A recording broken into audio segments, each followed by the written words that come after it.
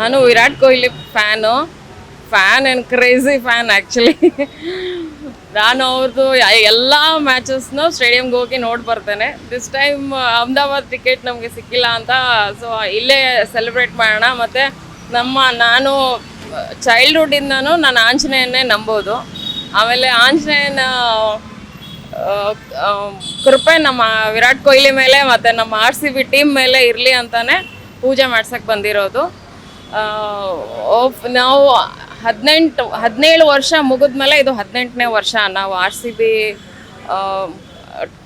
ಪ್ರಯತ್ನ ಮಾಡ್ತಾನೇ ಇದೆ ಕಪ್ ತಗೊಳ್ಳೋಕ್ಕೆ. ಸೊ ಈ ವರ್ಷ ನಾವು ಫೈನಲ್ಗೆ ಹೋಗಿದ್ದೀವಿ. ಇದರಷ್ಟು ಖುಷಿ ಇನ್ಯಾವುದೂ ಇಲ್ಲ ನನ್ನ ಜೀವನದಲ್ಲಿ ಅನ್ಕೊತೀನಿ. ನನ್ನ ಲೈಫಲ್ಲಿ ಏನೇ ಸಾಧನೆ ಮಾಡಿದ್ರು ಅದಕ್ಕಿಂತ ಜಾಸ್ತಿ ಖುಷಿ ಇವತ್ತು ಕಪ್ಪು ನಾವು ಗೆದ್ದುಬಿಟ್ರೆ, ನಮ್ಮ RCB ಟೀಮ್ ಗೆದ್ದರೆ ನಂಗೆ ಅಷ್ಟು ಜಾಸ್ತಿ ಖುಷಿ ಆಗುತ್ತೆ. ಜೈ RCB. ನಾನು Virat Kohli fan and crazy fan actually. ನಾನು ಅವ್ರದ್ದು ಎಲ್ಲ ಮ್ಯಾಚಸ್ನು ಸ್ಟೇಡಿಯಮ್ಗೆ ಹೋಗಿ ನೋಡಿ ಬರ್ತೇನೆ. ದಿಸ್ ಟೈಮ್ ಅಹಮದಾಬಾದ್ ಟಿಕೆಟ್ ನಮಗೆ ಸಿಕ್ಕಿಲ್ಲ ಅಂತ, ಸೊ ಇಲ್ಲೇ ಸೆಲೆಬ್ರೇಟ್ ಮಾಡೋಣ. ಮತ್ತು ನಾನು ಚೈಲ್ಡ್ಹುಡ್ಡಿಂದನೂ ನಾನು ಆಂಜನೇಯನ್ನೇ ನಂಬೋದು. ಆಮೇಲೆ ಆಂಜನೇಯನ ಕೃಪೆ ನಮ್ಮ ವಿರಾಟ್ ಕೊಹ್ಲಿ ಮೇಲೆ ಮತ್ತು ನಮ್ಮ RCB ಟೀಮ್ ಮೇಲೆ ಇರಲಿ ಅಂತಾನೆ ಪೂಜೆ ಮಾಡ್ಸಕ್ಕೆ ಬಂದಿರೋದು. ನಾವು 17 ವರ್ಷ ಮುಗಿದ್ಮೇಲೆ ಇದು 18ನೇ ವರ್ಷ ನಾವು RCB